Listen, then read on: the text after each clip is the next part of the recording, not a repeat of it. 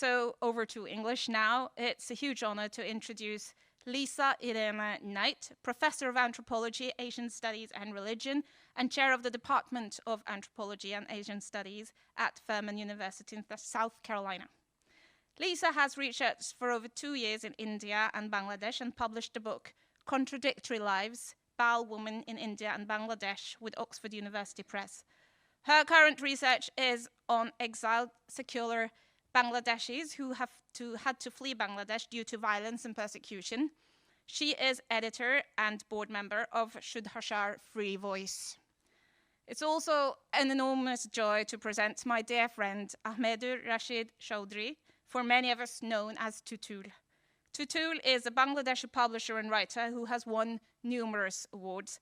But just to mention a few, the Pinter International Writers of Courage Award selected by Margaret Atwood and the Ossietzky Prize here in Norway in 2018, when we had the chance to really sit down and talk about the situation for writers, editors, and publishers in Bangladesh today.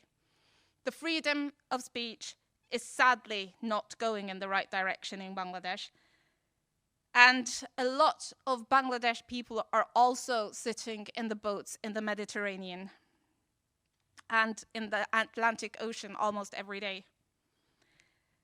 Tutul founded Shudhashar magazine and established a publishing house under the same name. And we are immensely proud that 2 books will be launched here today. So Lisa and Tutul, the stage is yours. Very, very warm applause and welcome.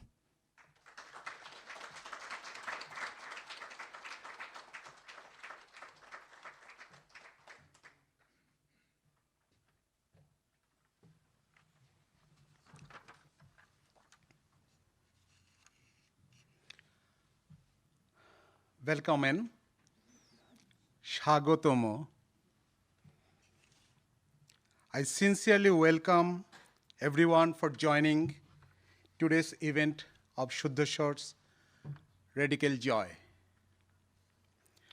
Thank you, Fluchtfestivalen and Christina Quantino for giving us time during this special day. And thank you to all technicians at Literature Huset to helping put together a successful hybrid event. Today I am very, very excited to announce that Shuddhashar has finally returned to book publishing, albeit in an alternative way. Our first 2 Shuddhashar books from Exile include Gulen Mavlud's political novel, The Camp, and an anthology titled Reimagining Queer Utopias, Voices from South Asia. These have been published Shuddhashar in ebook form, but you can purchase as a Kindle version or order a print version also. For some technical problem, the book Reimagining Queer Utopias will be available in online stores in a couple of days. We are interested in publishing these books in a print version and also welcome a translator to translate these books into Norsk so that they can be more readily available to our readers here in Norway. Our next publication is about Henrik Ibsen. It is titled Native Peer, a transcultural adaptation of Henrik Ibsen's Peer Gynt, and is authored by one Ibsen scholar, Nilu Kamaluddin. This ebook will be published this autumn. On behalf of me and Team Shuddhashar, I want to say a special congratulations to Gunel, author of The Camp, and Rajiv, convening editor of Reimagining Queer Utopias, as well as to all the other contributors. Also, I thank the several editors and designers who worked hard on these books. When I was attacked on October 31st, 2015, and survived with serious injuries, I said I wouldn't stop. In every moment of what I call my bonus life, I try to remember that promise, the promise that I would continue publishing even though extremists tried to stop me. For those of you who don't know about Shuddheshwar's history, we were a successful publication house in Bangladesh, specializing in books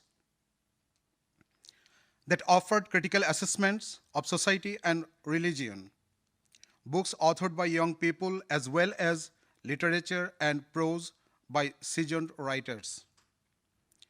The controversial nature of some of our books, including those about homosexuality, were cheated by Islamist radicals as a reason to kill me.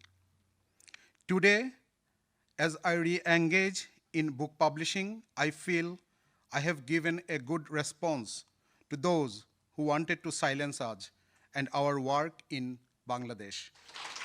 Thank you. Resuming publishing as a refugee is much more challenging and ambitious than I expected. There are many new rules and obstacles in this path, different expectations, and many limitations. In many ways, I think defeat is certain that I cannot become an established publisher in Norway in the way I wish. Nonetheless, I feel that Shuddheshwar is most alive when working to overcome all kinds of challenges. All Shuddheshwar's activities center on increasing people's understanding to human rights, equity and equality, freedom of expression, and democracy. We are inspired to do things that inspired people. And I can truly say that the publication of these two new books has given me a joy and excitement that I haven't experienced in a long time. It is my sincere hope that Shuddheshwar's return to book publishing and our other activities will inspire other exiled and at-risk writers. If even just a few exiled writers are inspired to continue, I believe my efforts are successful. I would like to thank Frit Ur and Kultur Rudet for helping inspire us on this journey as we return to publishing book and continue the work of Shuddheshwar. I am also grateful to William Nigard, Ben Terise, Knut Olav, Shamim Runa, and Lisa Knight for their friendship and commitments to Shuddheshwar and me. To conclude, I share a few hopeful words. Let peace spread on earth. Let equality be established for all. Let inequality be vanished from all quarters. Let wealth be distributed so none suffer needlessly. Let the West honor the dignity of the East. Let the East find affection for the West. With all our beautiful differences, we are all human beings. Let this be our identity. Thank you.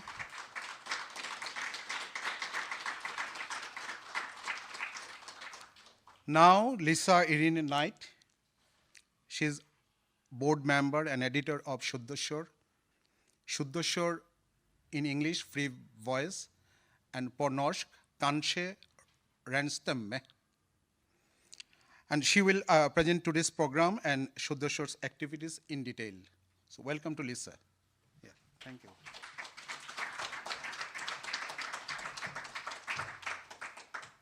Thank you. After that, I feel like there's not much more I can say. But I will start by showing that there are some flyers for the books that were just mentioned. And we will put the flyers up on the table over there, so you can take a picture or write down the names. The flyers themselves, the images on the book are just simply gorgeous. And also over on the table, since we didn't have, on the table also are some name cards for Shuddha Source. So if you want to go and look at the website, you can find that access there. Så, velkommen. Tusen takk til alle som er her. Tusen takk til Kristina, Quantina og Flukt. Er det jeg? Ok.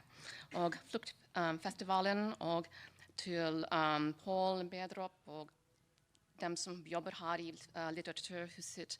Mange takk for alt dere har gjort. So I'm going to speak in English. Most of the panels will be in English. We all have sort of varying degrees of aptitude in English, but that is what we will be using as our medium. Shuddha, or Free Voice, is an organization and online magazine devoted to freedom of expression, human rights, and human dignity, democracy, and critical thinking. Every 3 months, we publish a magazine issue on a theme. Our current issue is on education, or rather, maybe the crumbling of education in many parts of the world.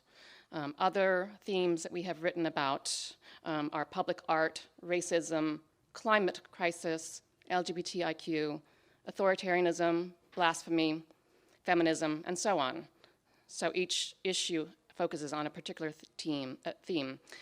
Contributors include academics, activists, exiled writers, and students from all over the world.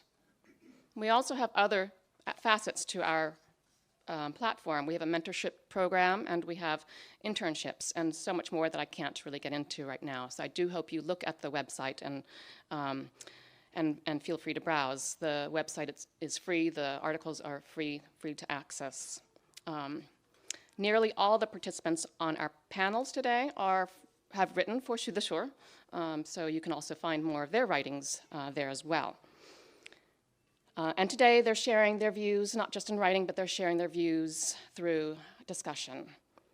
So let me talk a little bit about radical joy and why this particular theme.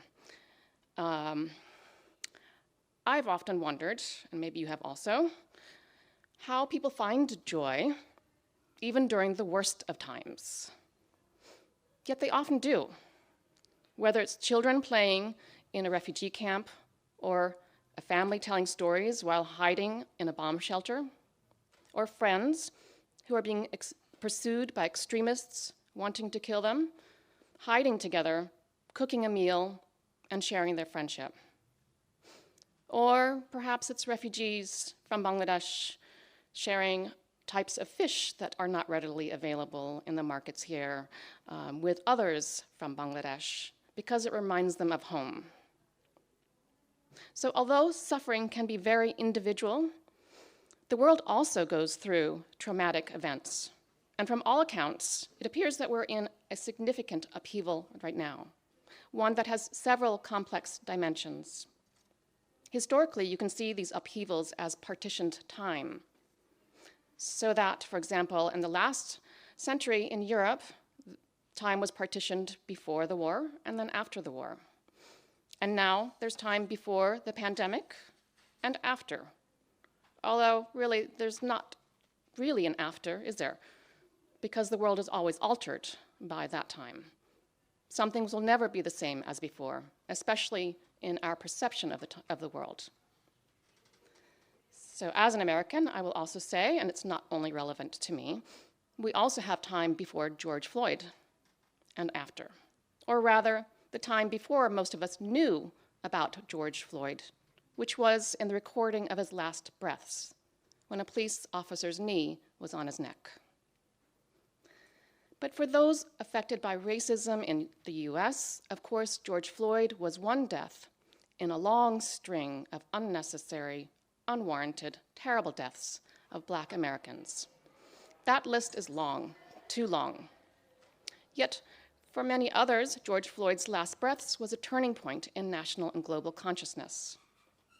The horror of his death played again and again on television, social media, and in people's minds. No wonder, then, that people took to the streets, even despite fears of COVID. And the groundswell of people from all different parts of society, both in the US and abroad, showed that the world would never look the same again, especially for those for whom those deaths were shockingly new. With each of these protests, the pain and grief and anguish are immeasurable. And we see this again and again with each new killing and each new protest. And we were reminded of that pain again last week when 10 Black Americans who were shopping at a grocery store were killed by an 18-year-old white supremacist in Buffalo, New York. That community is grieving, and all of us are grieving. It is a senseless pain. Not to diminish any of this pain, there have also been remarkable eruptions of joy. Maybe it's no coincidence, given this history of pain and injustice, that the most influential music, and in my opinion, some of the most powerful and heartfelt music, comes from Black Americans. Even if life is difficult, humans do so much more than suffer. They build, they create, they express, they share, and they rejoice. And during several protests in 2020, people danced. What a powerful way to process tragedy and to resist oppression. Why dance? Dancing does many things, right? It's physical, so it's an art form that uses the body. It's cathartic. It helps you experience and process powerful emotions, emotions that maybe have no other release when words simply aren't enough. Dancing is also a form of self-expression, and it's particularly a peaceful one, because even if there is abundant pain that is expressed through dance, it fits into a category that is typically non-threatening for most people. If you look at the video clips of those marches, those Black Lives Matter marches, you'll notice that in many of those dances, the dance is collective, right? And that's also interesting. So dance brings people together, Black and white, protesters and bystanders, and even occasionally the police dancing together in unison as a collective. And for a moment, dancing erases differences, even during a protest that was rooted in the realization that, in fact, actually, people do experience the world differently and are treated differently. So they danced. But they didn't dance to forget. They danced with full awareness. So as far as I know, no one's dancing in our session today. I don't know about later on today. But our program revolves around this idea of dance as defiance, as resistance, as dissent. Sorry, did I say dance? It's joy as defiance, as resistance and dissent. No matter how difficult, how painful life can be at times, there is still joy. I had an interesting conversation this morning with some of the Bangladeshis who are here today, and it was a question about joy. Is it right to be joyful when there are still people at home suffering? What right do I have? Should I feel guilty for expressing and feeling joy? But I think this kind of joy, in the examples that I was describing before, it's a joy that's self-aware. It's aware of the world. It's critical. It's worldly. It sees the systemic, economic, and political challenges of the world, the hypocrisies, the hierarchies, and oppression of society. Yet in hope and defiance, radical joy also chooses to celebrate moments of human connection, reciprocity, dignity, and simple pleasures. Just like those protesters taking a moment to dance in the street. So thank you, and I am very, very pleased to be able to introduce our next guest, Basil Hatom, who's the leader of Skjev Verden, or Queer World, and he will say a few words as well. So thank you.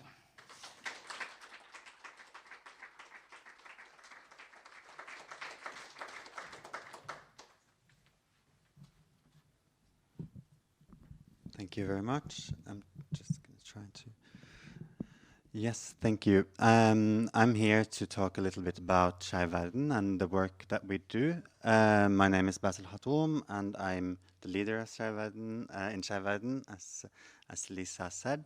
Skeiv Verden work with and for queer people with minority backgrounds in Norway. Myself, I'm from Lebanon and have been in Norway for over 20 years, but in Skeiv Verden we are a group of people with diverse history and different migrant experiences. We provide a community and a safe space for our members and for other queer people with minority backgrounds. Some have long have been living for long in Norway, while other are new in Norway. And this community is very relatable to this theme, radical joy, because together we find joy together in times that can be really tough. People who have migrant experiences know that migration and being away from your own culture can be tough, but together we find safety. We provide different types of services within healthcare. We have therapists that our members can talk with. We inform about sexual health, violence, and many different aspects of life that might occur when you're new in a country or when you're on migration. Yeah. Yeah, I think that's what I could remember. Okay, no, I wanted to talk a little bit about solidarity, because we work with a very specific group of people, queer people with migrant backgrounds, and I just want to point out that we have a very strong approach on solidarity in Skeiv Verden, where we are actively taking down those who try to set migrant groups up against each other. And that's, I think, is a very important thing that we keep in mind, and that we keep this homo-nationalism away from the queer community and the queer movement. This has been a debate for a long time in the Netherlands, and it's become a bigger and bigger theme in Norway, where we see that people with Muslim backgrounds, for example, are put up against queer people. And I think in order to gain freedom in society, we need to gain freedom for all. And you can't fight for one group's freedom and not fight for everyone's freedom. So with that in mind, I hope you have a joyful day, and thank you very much.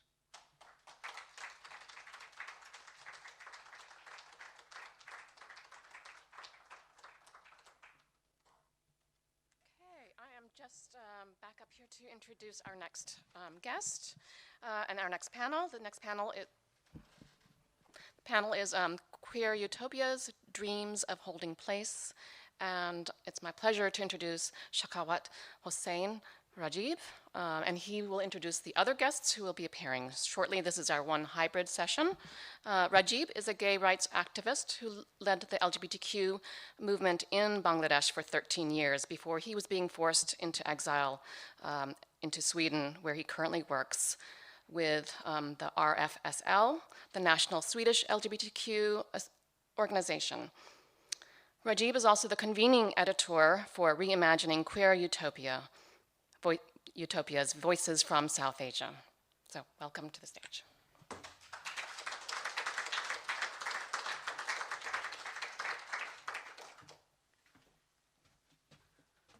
Thank you very much for the introduction, Lisa.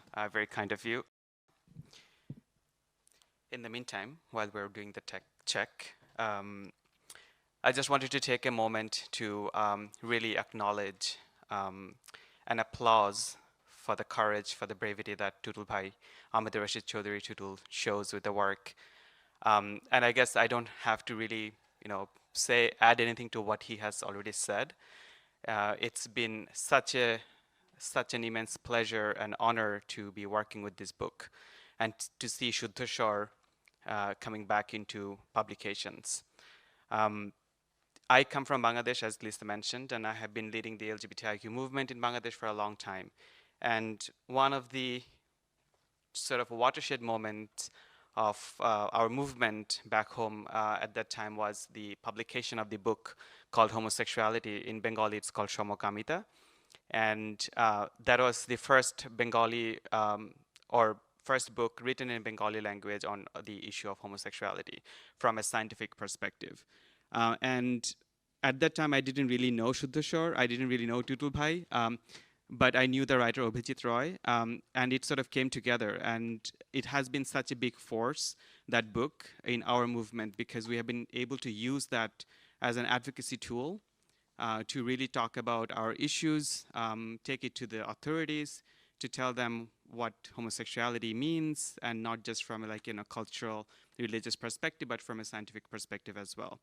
So I'm really, really happy to say that Shuddha Shor is back in publication in a different format, but obviously with a queer book, with a queer anthology book that I have been part of. So this is really, really amazing. And thank you so much, Shuddha Shor and Tutul Bhai, for this opportunity. If the presentation is not working, I can maybe just continue. Yeah, I will fix it. Okay. So then I also want to take a few minutes then to talk about the book, which you will probably see on the screen very soon. It's been a labor of love. As activists, we have been trying to produce knowledge and resources and information and capture the lives, lived realities and the lives of queer people from across the globe, and obviously from South Asia, where I come from. And when we were talking about, about this book and what the theme could be, what the topics could be, what the content could be, we really sort of thought a lot about different ideas. But what we have also realized really was that everything that we hear about queer lives from especially our part of the world are sort of just challenges, the violence, the discrimination, the troubles and all of that.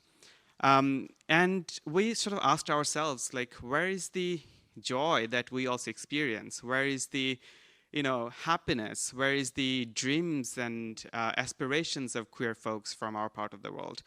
And then we also realized that actually, we don't get that space either to talk about it. Every time I'm invited to speak on a panel or I'm invited to somewhere else, it's always what is your queer, what is your experience of being gay in a country like Bangladesh? But I'm never asked, what is your aspirations? What are your dreams? What kind of country, what kind of society do you want to be part of? Not just you, but everyone else. So then we decided to do this book on queer utopia. And for us, it's not just one utopia, it's in plural utopias. And then we sort of realized that there actually has not been or may not have been any books or any publications capturing the dreams and aspirations of South Asian queer people. So you could very well maybe say that this is actually one of a kind of a publication. And it's been a long process, been about 2 years. We did an open call. We did a lot of selection processes. We received very good responses, amazing contributors, authors. And then we sort of, went into the editing process, which I'm not getting into the details right now. But what we're really proud of is to capture the depth and the breadth of our dreams and aspirations through this book. It contains 20 plus pieces, and it's a mixed format book. It includes essays, stories, fiction, poems, artwork, all by queer people from South Asia. And it's a really beautiful product as well. We have included artwork, we have included really good illustrations, but also, of course, the stories that speak for themselves, the pieces. So I really hope that you'll be able to get a glimpse of that book, the first look, and we'll be happy to share that. Since we're also running on time, and since this is not really working, I will maybe get on with the panel discussion, and then we can come back to the book, to the presentation. So as Lisa mentioned, this is going to be a hybrid panel discussion. I will be joined by my two colleagues. One of them is the editor of the book, and one of them is the contributor. They will be joining me via Zoom, and we will be having this conversation sort of, in the new world format. So let's see if that will also work. But bear with me, please. So maybe we can go into that. And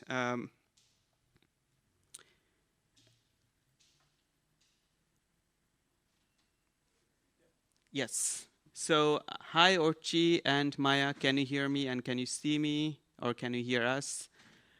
Great, and we can see you as well. Can you say hi? Hey, how's it going? Hi. Okay, so great, we can hear you too. I was supposed to do the introduction for both of you, but I don't have my presentation here opening, so I will let you introduce yourselves. Orchi, why don't you go ahead and do the quick introduction? Sure. Hi, my name is Orchi. My pronouns are neutral in all languages, they, them in English, and alternating between all the pronouns when not possible to be neutral.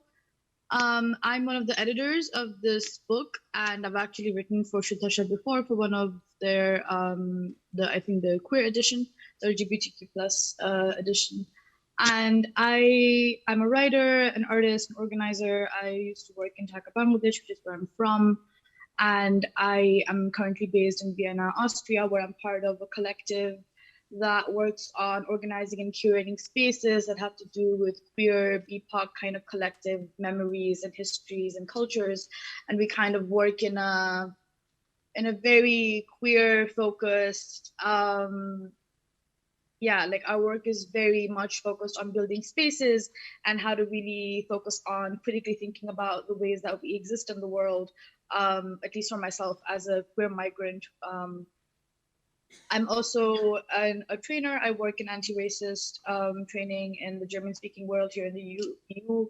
And yeah, I'm very excited to be a part of this project because it's very special to be a part of this, going back to starting talking about things that are dangerous and hard to talk about. So I'm also excited to be talking about joy today. I'm excited to be talking about all of the parts of existence, and not just the mostly the pain, as Rajiv said, the kind of suffering that we always like talk about and kind of focus on. So over to you, Maya. Thank you. Thanks so much. Hey all, my name's Maya. I use she and they pronouns. I am calling in from London right now, which is where I'm based temporarily, and also where I was based when I first became connected to Shutarshar and learned about this book, which I learned of from Bangladeshi comrades based here and also in Dhaka. I personally grew up in the US. I'm from Detroit, Anishinaabe land, occupied currently, and my family's from the south of India. And I currently live in South Africa, in Johannesburg, where I am a PhD candidate with the University of Pretoria. My research is on queer South Asian leftism and South Asian and Black solidarities and diaspora. And that's also the work that I come out of myself as a organizer, activist, facilitator, trainer, myself, and also a musician and artist. And I'm honored to be on this panel with you all today. Great. Thank you very much for joining us. I'm really glad that at least this part of the tech is working. But also really thank you for making the time for this panel. So, I mean, Ochi, we have been working together on this book for quite some time now. And Maya, you have also written for the book, as you mentioned. You have contributed to the with one of your really amazing pieces. I would, as I mentioned this, I would really want this to be a conversation, sort of like, even if it feels a bit weird, since I'm the only person here and the audience is, but they were able to see all of us. But I wanted to start the conversation by asking you, like, every time I talk about queer utopia or the utopia itself, it seems like it's a very concept that could be quite daunting and quite far-fetched. Like, a lot of people might not like even understand the concept, and we have also struggled. I still don't know what it means, but I wanted to know from you, like, why do you think that it was important for you to get involved in this project as an editor or as a contributor? I'll start with Orchi, you. Sure, thank you for that question, Rajiv. I think for me, because I'm a writer, I think words are a very, very important and powerful tool in terms of working with resistance and change. And so when I was given the opportunity to be an editor, that's also something I really wanted to be doing. I told Rajiv, like, oh my God, now I get to be like in the writing world and like in publishing, and like it's, yeah. So I think the idea of utopia itself can be like very much like an academic concept, and it's very hard to kind of really put into words and to really understand on like a practical level what that can look like in terms of not just cross solidarity in an artificial or like a superficial sense, but in an actual, how does it work across classes, how does it work across nation states and borders, and how do all of these different forms of resistance kind of come together? And I think utopia for me is one of the ways that it gives me that chance to look at things in a more broad and connected way. That's at least how I view it. And I think what's special is that I got to see how this is interpreted by all of these different people in the book, and how they all had very different ways of engaging with it. And I mostly worked with the poetry and art submissions. So I saw how the different ways that people creatively put their thoughts and feelings into their work. And I thought that was very special.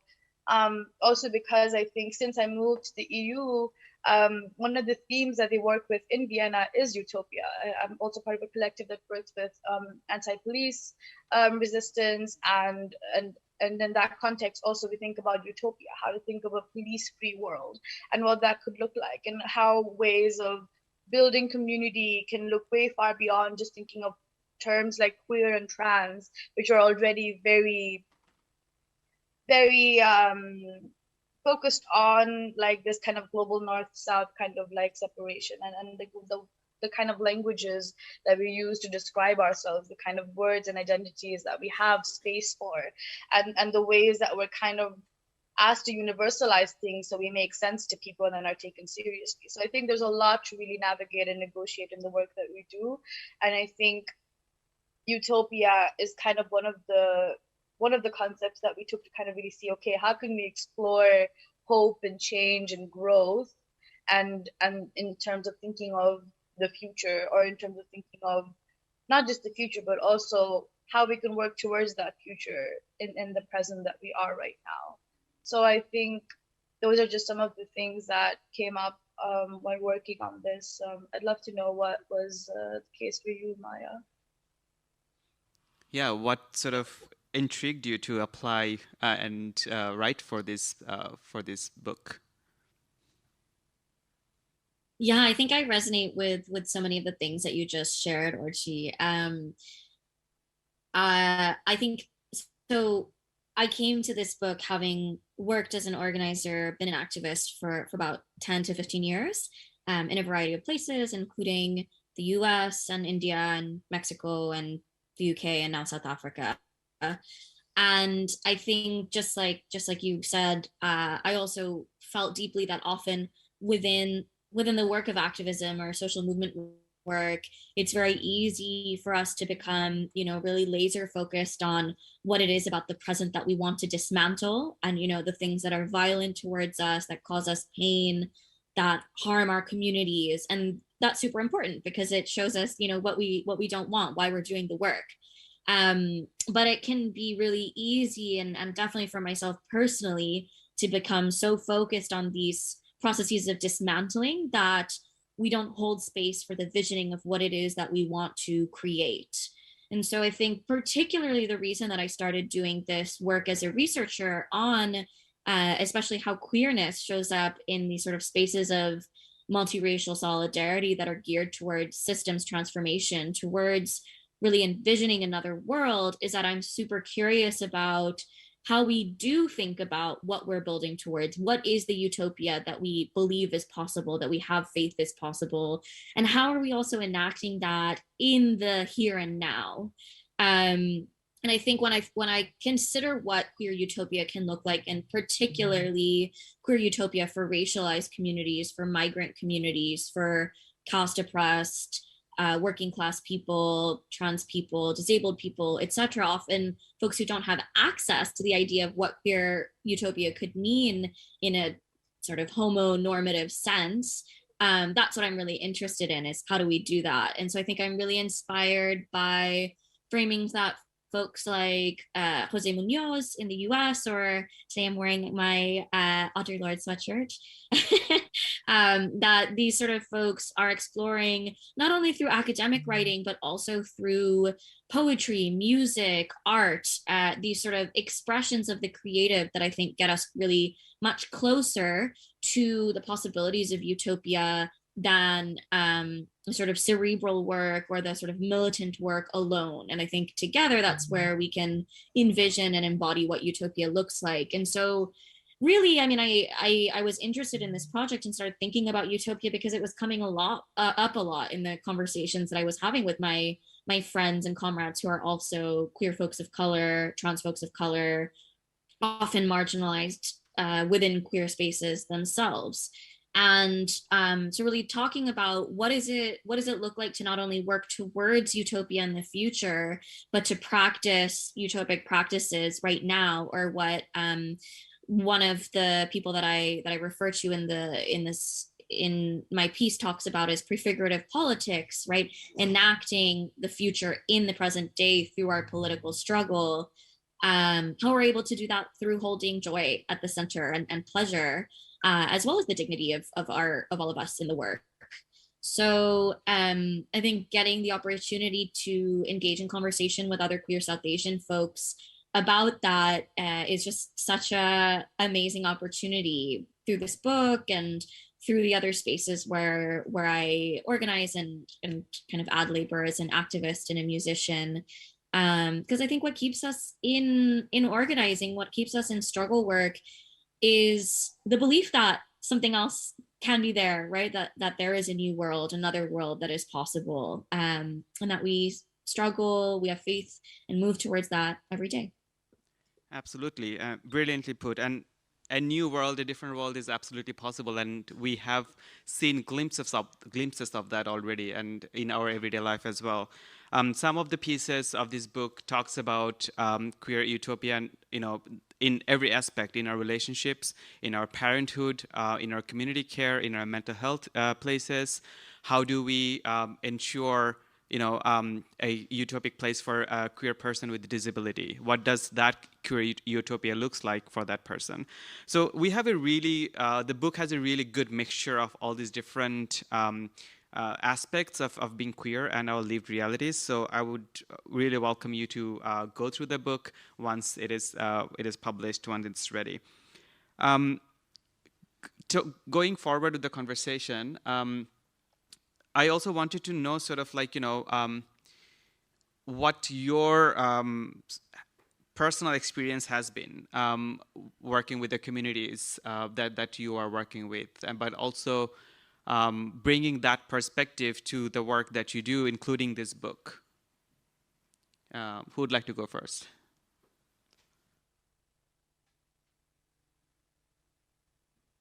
Sure, Ochi. No, that was me going like, Maya.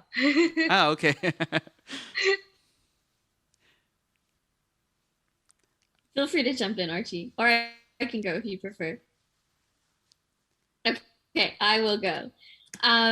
Yeah, so I think in terms of working with these folks, working with the book, thinking about and embodying queer utopia, I think for me, I write, and I think many of the other folks in the book write about the processes of forming solidarities through relationship, through care, through like forming kinship structures. And I think that's felt really present for me as well, that this sort of work is also a process of building family, right? Building kinship. I think I've been lucky that to be a queer person growing up in the diaspora, to growing up with a family that's like pretty leftist, growing up with class and caste privilege as well. I have had access to normative spaces in ways that many other folks do not. But I think one of the things that brings us into organizing, and that's true for me as well, is not having access to these normative spaces, or even if we do, feeling like they don't fit, right? Like, and instead building these spaces of kinship, of community that are what we want to see in the world instead. So getting to work alongside and laugh alongside, or like go dancing or play music alongside other queer South Asians and other queer people of color is really the thing that not only keeps me going in the work, but keeps me coming back when I'm tired and burnt out, and when we lose in our campaigns, or the political climate is exhausting, which can feel true every day these days in kind of all of the contexts that I'm involved in. So yeah, I think that's one of the big definers of the project. And like with family, right? You fight, you struggle, you sharpen each other, but you come back together, hopefully. And I think that definitely feels true in these spaces of queer community that I'm in as well. That because we care about each other, and because we believe in these, shared visions for future that we want, that keeps us coming back even when the drama comes up, when things get sticky or tough, and that's also how we care for each other too, right? And I think one of the things that one of my organizing mentors shared to me is that like we do struggle, and that's also how we become better at this work. That's how we win, is by engaging in a struggle that's like principled with each other, and then coming back to it in a more united way. So I think it's not all like roses and stars or whatever. Like the organizing work is tough and exhausting, but I think the creative aspects of it, the processes of, like, one of the folks that I write about, in their words in the work in the book, they say like the processes of birthing and visioning are so core to what my experiences have been. And one of the things I think is so important about queer activism, queer of color activism, versus these structures where we're like thinking primarily about a military sort of winning, like that's not the world that I'm building towards, or the folks that I work with are building towards. Yeah. Great, thank you. Orchi. Yeah, I think I relate a lot to the stuff about care and kinship, because I think a lot of the ways that organizing in community are just so integral to just my survival, to just me like wanting to do the work. And the work is really hard, but also like wanting to do it on a deep level of care for myself and for the people around me. And I think in terms of my own personal experiences, because I happened to come of age and into the community at a time that was so painful, um, because of things that were happening at that time around like 2015, 2016, I think for me to separate being able to see my own queerness and my own kind of, I don't know, coming out, whatever, I don't really like that term, but just kind of coming to terms with things and doing that in that setting, it took me a very long time to come to a point of, I also need to be able to see this without that pain, or with also actively processing that pain in a way to really envision, okay, what are the ways that I am actively practicing joy already with people right now, with my chosen family, with my communities in different contexts and places. And I think really being able to sit with how all of these different emotions are all very necessary part of the work. And there's a lot of emotional work on our own parts that's also an important part of the work of organizing. And I think these things are usually not very talked about because we're always kind of searching for like tangible and material ways of seeing change. And that can usually lead to like a lot of hopelessness. So I think in a lot of ways we have to acknowledge that the process is meant to be very gradual, and it's not meant to be like you're going to see visual goals being met. So that's why I think neoliberal ideas of working towards, I don't know, gay marriage or whatever is like, sure, there are structural things that make a difference, but I think there's more immediate harm reduction that's important because of the violence, but also that has to be part of a larger arc of working towards some kind of a goal that is about envisioning what things can be beyond violence. It's not just about the violence being absent, but about thriving being present. Like the active practice of thriving has to be, I think, what we kind of work towards, and not just focusing on survival. Yeah. Absolutely. And some of the words that I picked from your conversation is also the word kinship. But I also hear that like the work that we do, the work that we have been doing, there's a lot of intersectional analysis that goes in. And a lot of this have come across in the pieces that are in the book that are talking about systemic changes, that are talking about like queer utopia, but that queer utopia is not just for the queers, but also for everyone. So as a non-queer person, how can we also contribute to that process? So, I mean, one of the ways, of course, so the organizing is always taxing. It's always like, doing the anti-establishment work or doing against basically the heteronormative society. It's tiring, and there's the burnout is real. So I really also appreciate you highlighting the fact of this like pockets of joy and resistance of like singing and dancing and taking care of each other. Which also brings me sort of to the last question. I'm sort of skipping one or a couple of questions now because of the lack of time. But I want to sort of close this panel conversation by asking you, what brings you joy? How do you define joy when you do this work? And you have been doing this work for a very long time, 10, 15 years for some of you. What keeps you going? What brings you joy? I'll start with Orchi. I think I've been thinking about this a lot recently because I've been grieving a lot of things in my life right now. So I think actively trying to think about like how joy is one of the main like workings of like it's hard when I have a lot of different like mental health things, so I'm also on the spectrum. So I think tapping into different emotions can always be very interesting to kind of think about how that works. So I think joy is one of the more interesting ones because it's very hard to really know what that feels like when you've spent most of your life being depressed. So I think to me, I think, yeah, caring for my friends, being cared for by them, cooking meals together, eating together, having those moments where we're at peace with each other or with ourselves, creating things. I love making installations, like doing things with my hands, really thinking about like our lives. And I love organizing with my friends also. I think it gives us a lot of space to think about the ways that we want to change things. And I think also tools like art and music and food and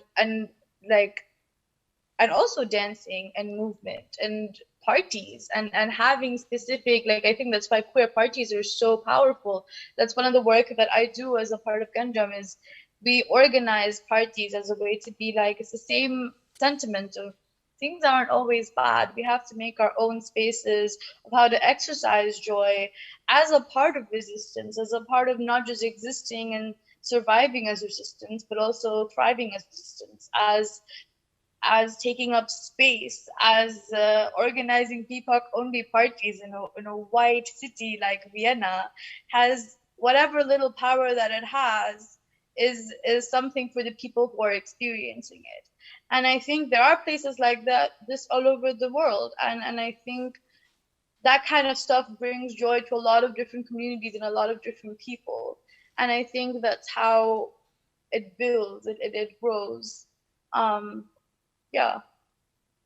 Amazing. I think you have reiterated sort of our similar sentiment when it comes to defining joy. Maya, over to you. Yeah, I mean, like all of that. I think my answer is basically the same. I play violin, and when I was young, it was very much not a practice of joy. It felt like work, and I think that's because I was trained in a very Western system of music. And I think one of the main things that bring me joy these days is getting to make music with other queer people of color in musical traditions that come from our communities.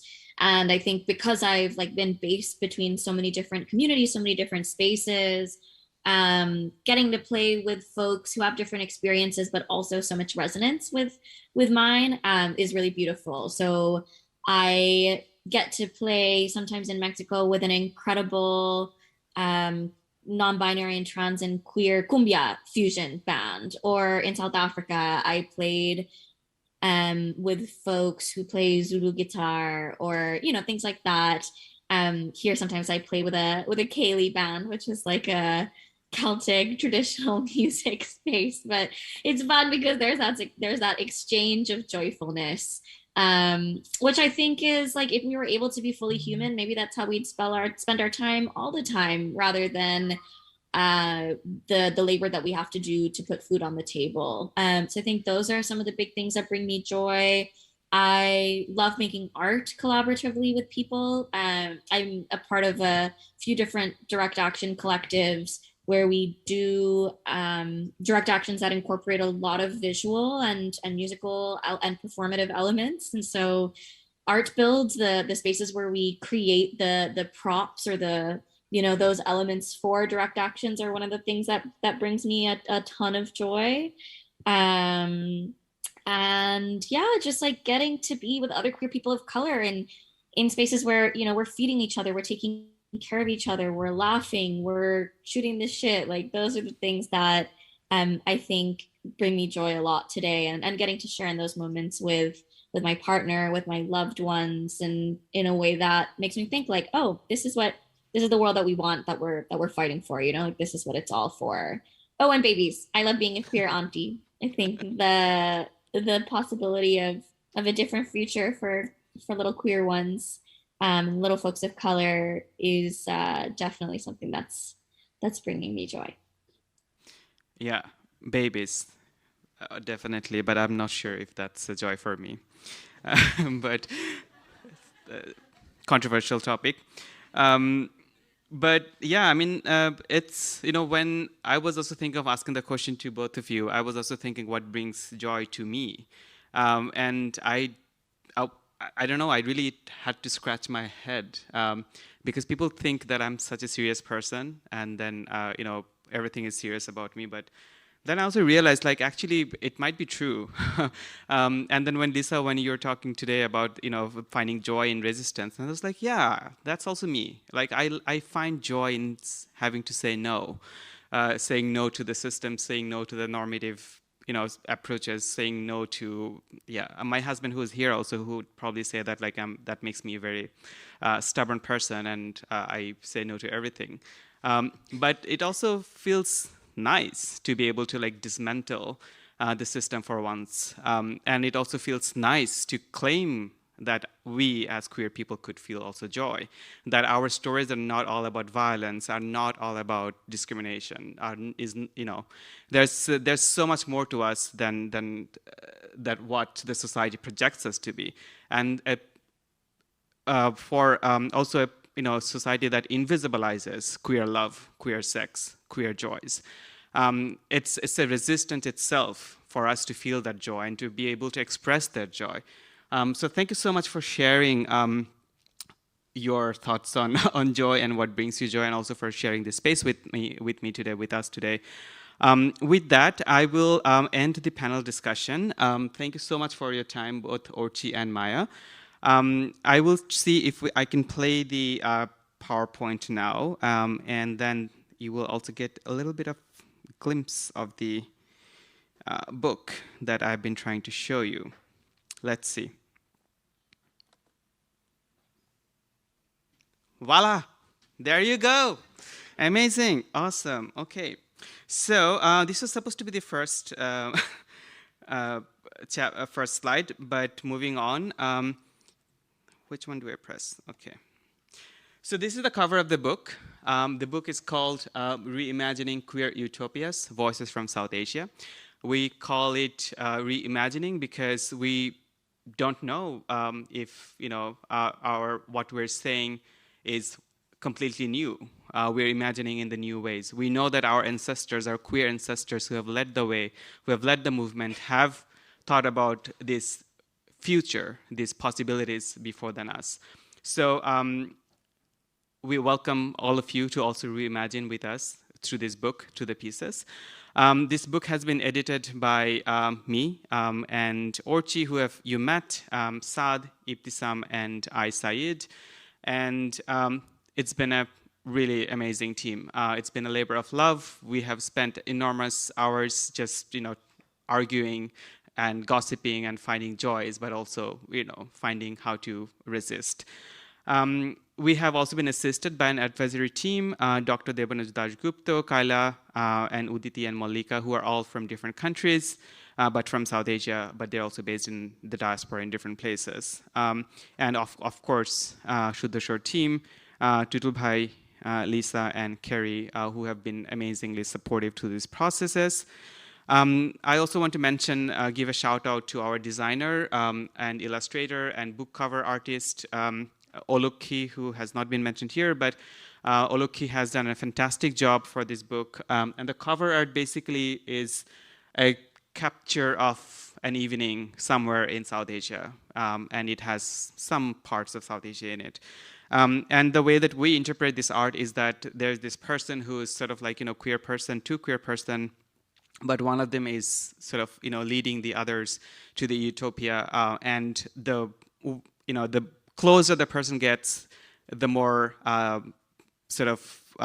visible the marks and what we see as diversity is becoming. So that's how we interpret the artwork. And we also had a video introduction by one of our editors, and I would request if we can play the video. It's kind of like 10 minutes, but he will be able to give you like a more sort of like an academic, not academic, but also somewhat academic understanding of the book and the idea behind it. Hello, my name is Ibtisam Ahmed. I currently live in the UK and I work as the head of policy and research at the LGBT Foundation, which is one of the leading LGBTQ rights charities in the UK. I'm originally from Bangladesh, and I was very fortunate to be one of the editors for the book Reimagining Queer Utopias. The book was a labor of love, and I'm very, very grateful to have been able to share so many incredible experiences in the collection. South Asia as a region still has many queerphobic laws and social norms in place. Bangladesh, which is where I am from, continues to criminalize homosexuality due to the legacy of a colonial era law that was set by British imperial officials in 1860.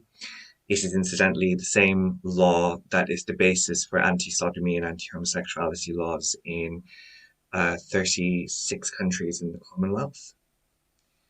And what we see as a result of that is a struggle to think of queerness and to think of LGBTQ plus rights in a way that can be positive, in a way that can be liberatory, in a way that can be celebratory. And what was quite exciting about bringing this book together was actually reframing many of our narratives, many of our expectations that can be quite negative, that can be quite traumatic, and reframing them from a perspective of hope. but hope in a way that doesn't negate the challenges ahead. And I think that's quite important. So it's not an uncritical hope. It's not a hope that ignores the challenges, but a hope that acknowledges and in many ways builds on the challenges. And that's really where the framework of utopia comes from. My contribution to this panel today is unfortunately having to be pre-recorded as I am unable to attend live. But I was asked to reflect a little bit on utopianism and the idea of utopia. And that's quite an exciting thing to ask of me because prior to my current role and my current job at LGBT Foundation, I was completing my higher education at the University of Nottingham in the UK, working on decolonisation and utopianism. So utopias are very much a labor of love for me and something that I am very academically familiar with and also very emotionally connected to because I spent so many years of my life dedicated to learning about them. So I think it's important, therefore, for me to really explain what I mean by utopia, because utopia can be quite a subjective experience. It can be quite a vague experience in some cases. I understand utopia from the perspective of my academic mentors. I draw on the work of people like Lucy Sargison, Sarah Ahmed, Jose Esteban Munoz, and I really view utopia as a constantly evolving process. So it's not a stagnant, perfect, or idealized world, which is often how utopia is understood, particularly from a literary and cultural perspective. I prefer to think of utopia as an ever-evolving acknowledgement of human positivity and human imagination. It's the notion that we grapple with challenges that we deal with, we recognize where the flaws lie, and we come up with new and radical ways to tackle those challenges. So in many ways, a solution-oriented process. But the word radical is actually quite important here because the notion of utopia is one that moves beyond current solutions that are already available in the system. And they can still involve the system. I think it's important that we recognize that. So utopian solutions can stem from making use of, for example, the legal system as we have it. It can stem from making use of elections, democracy, from support through formal channels, informal channels. But it ultimately reaches a point where society aspires towards and humanity aspires towards. From a queer perspective, therefore, it's the idea of considering those solutions and considering that new world from a queer lens, from an LGBTQ+ lens, from lenses of the community that perhaps often don't get listened to. And of course, with our book, we then add a specific South Asian lens on top of that. Queer utopianism is something that does get talked about from a Western perspective. I mentioned Jose Esteban Munoz, who talked eloquently and beautifully about queer futurisms and utopias being an goal to aspire towards, as I mentioned earlier. And we do have LGBTQ+ scholarship of utopianism from a Western perspective. But what drew me to this particular project was recentering South Asian voices, because what often happens with South Asian utopianism is that it tends to be viewed only through a racial lens or a religious lens or a decolonial lens, and very rarely through more than one of those lenses at the same time. It's very rare to see a South Asian queer lens be applied to utopianism. And yet, that strikes me, as someone who's queer and South Asian, as quite a massive gap, because how much more radical can it get than people whose existence is treated as criminal, whose existence is treated as second class?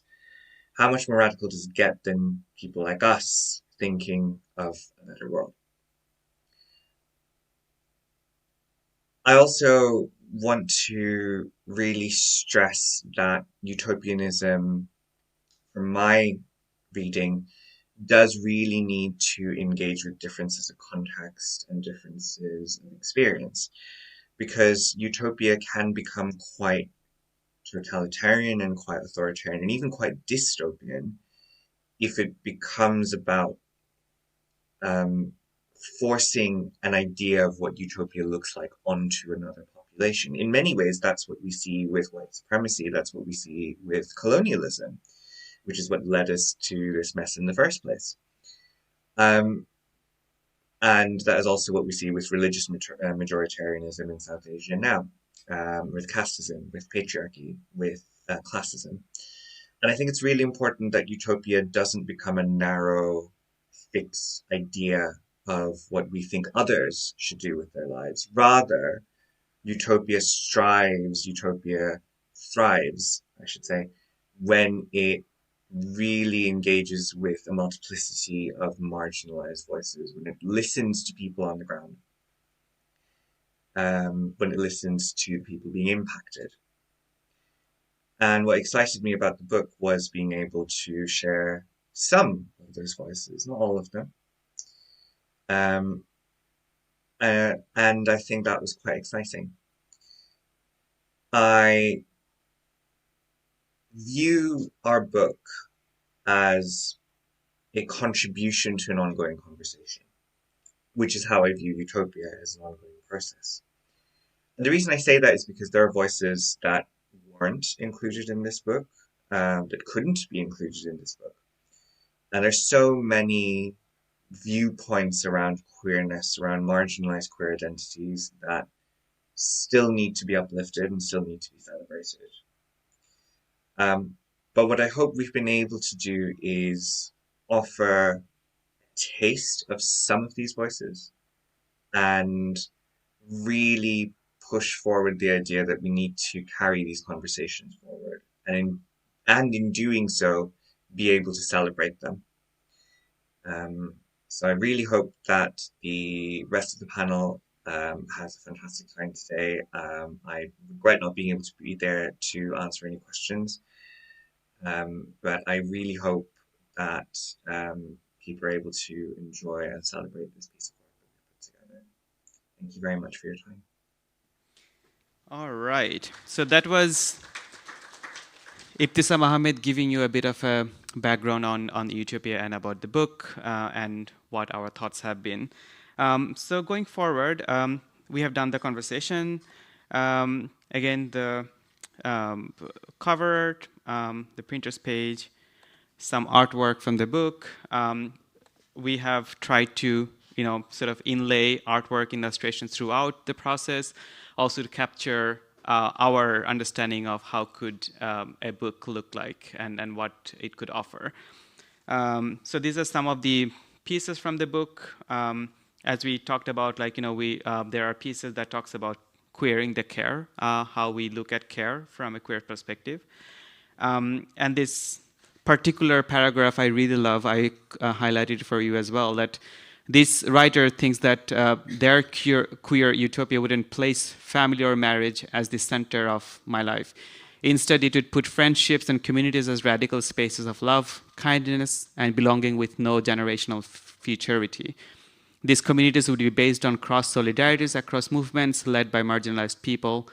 The presence of communities entails a holistic approach towards caring in which care reception is present, and the view of care as a transactional value is discarded. We would care for others, for the self, and for the community in radical ways.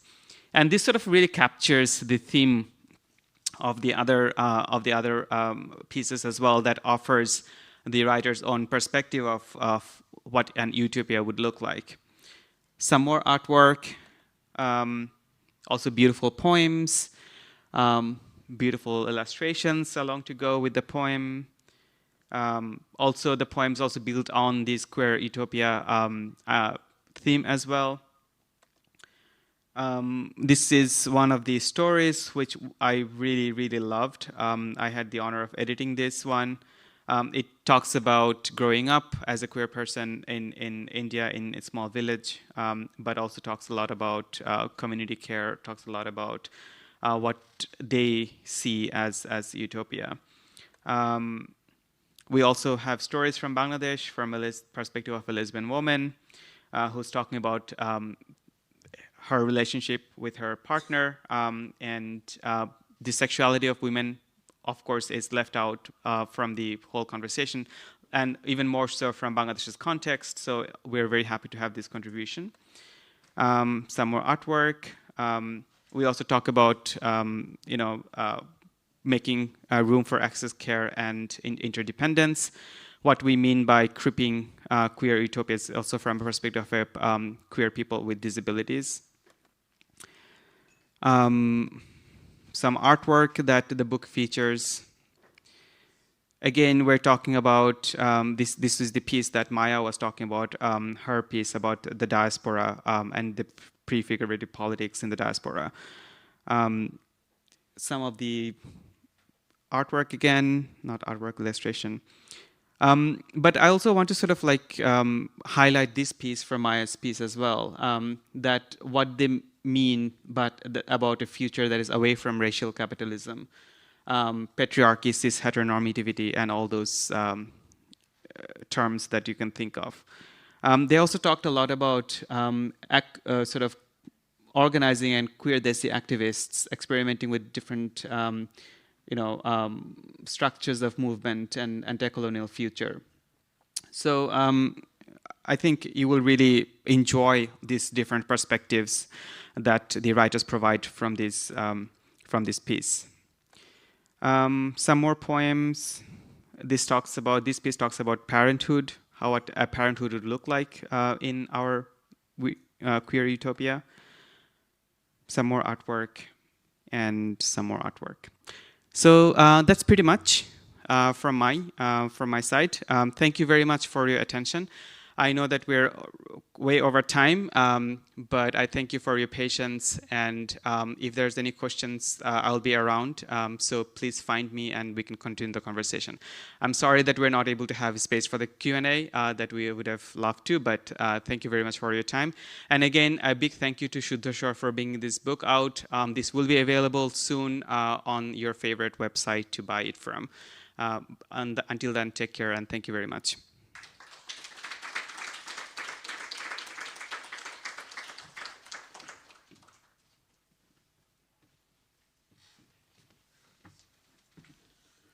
Thank you, Rajiv, for your interesting panel discussion and presentation. Now, we are ready for panel 2, Exiles and Refugees on Pain and Hope.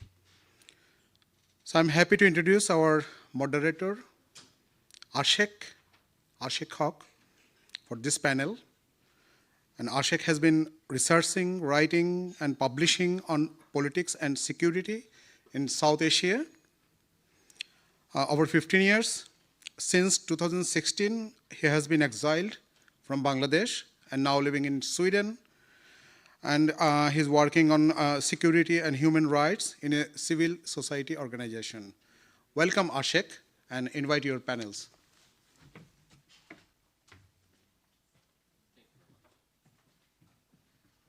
I would really invite the panelists to come over and take a seat as well so that we don't lose more time. And then I will go and introducing and starting the questions. Please.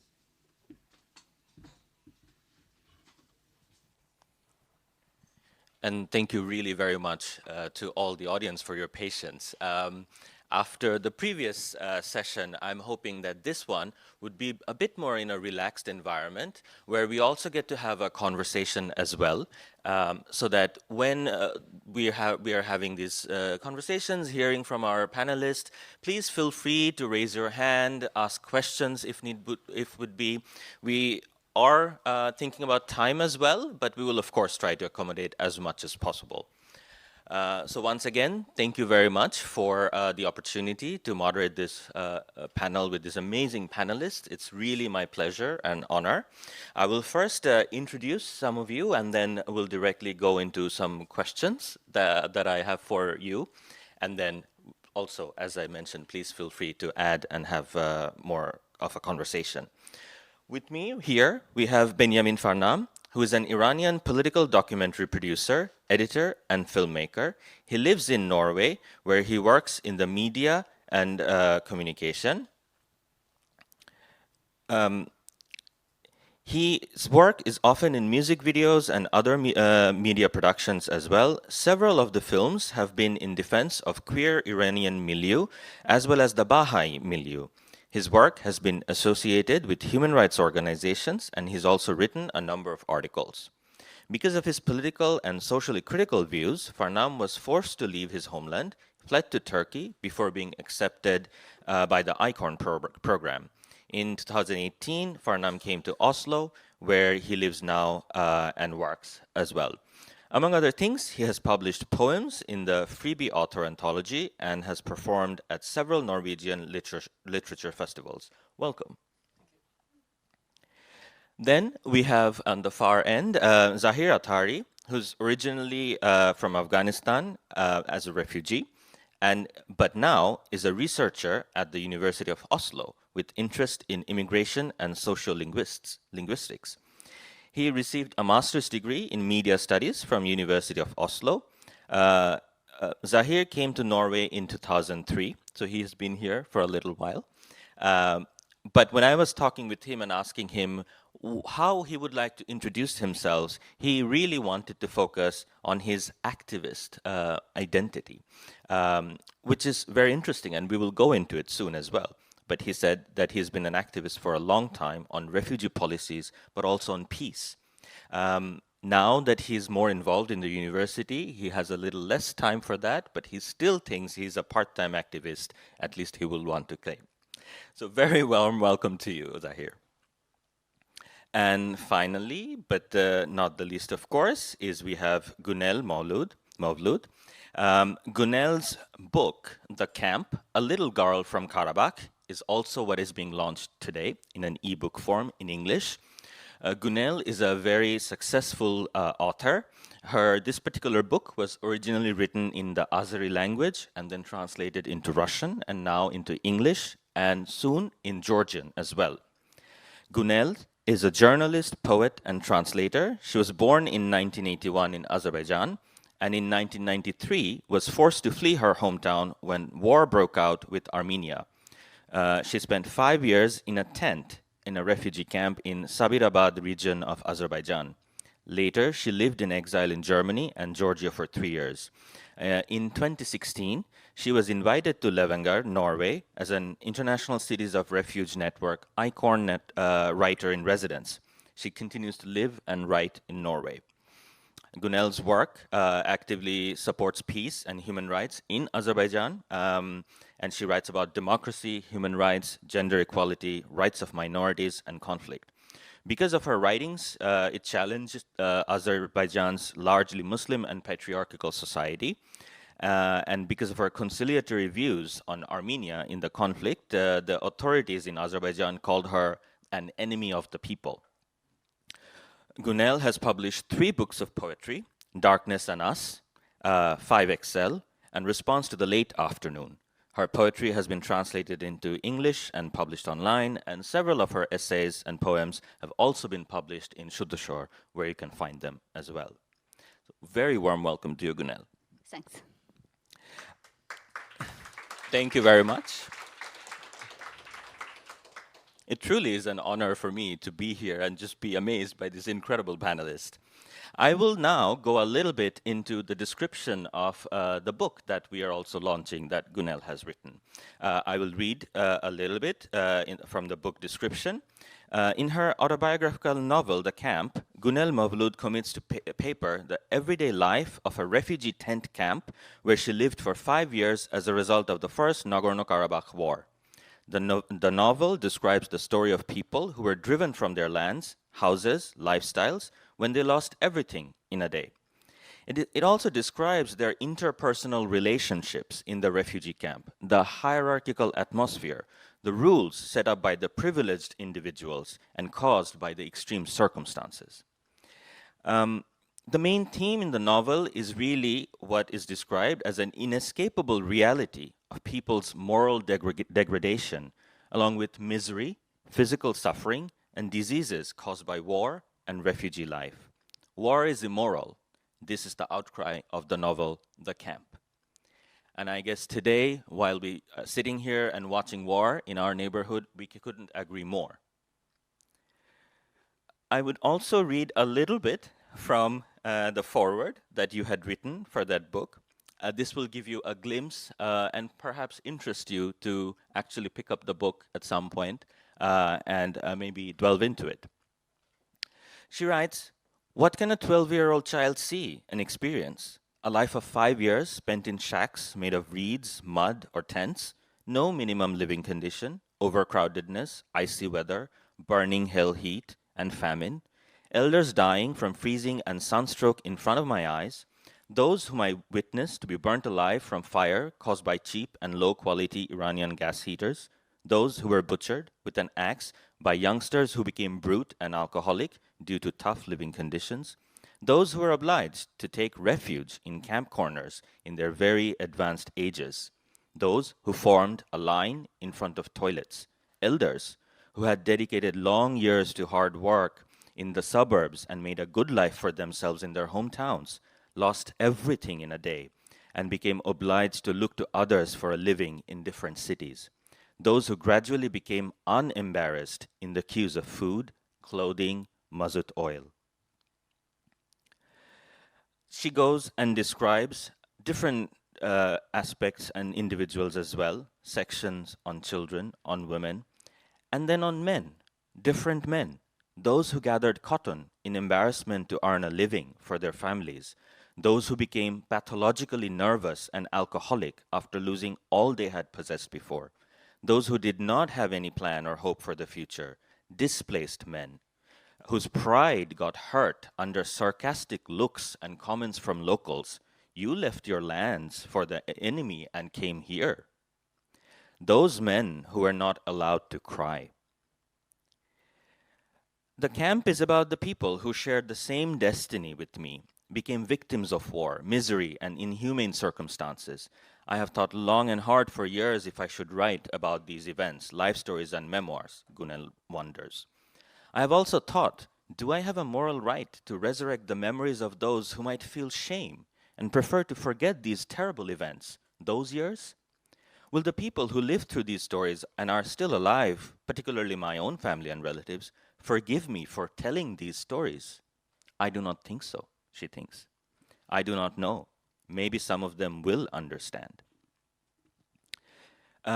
So this was just a little bit from the foreword of the book, just to give you an idea what it might be. Hopefully, there was something that makes you interested into this.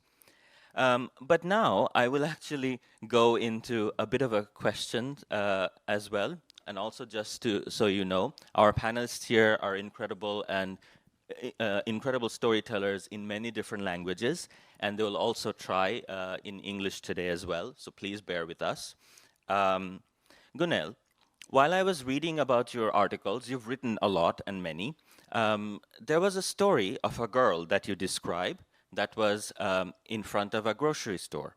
The girl did not have much, and when you offered to take her inside and said, "You can get anything," she only took a loaf of bread. And you wrote to your audience, "After seeing this, I don't know if I can ever have joy in my life." But my question is, can we have joy? How do we have joy? how do creators and storytellers, how do they see the joy that comes through? Apologize for my English, it's quite poor, but I will try my best. Ashok, I think joy can't be permanent, and joy is always some wrongful joy, injustice.